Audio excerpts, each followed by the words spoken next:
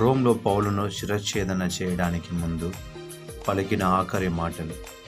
నేను వడిలిపోయే కాలము సమీపించి ఉన్నది. నేను ఇప్పుడు పానార్పణముగా పోయబడుచున్నాను.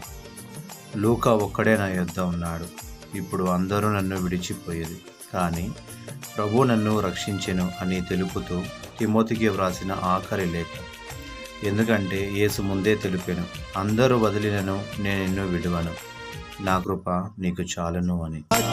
మార్గమున ఆశ్రయమును ఇచ్చి ఆపత్కాలమున ఆదుకొన్నావు.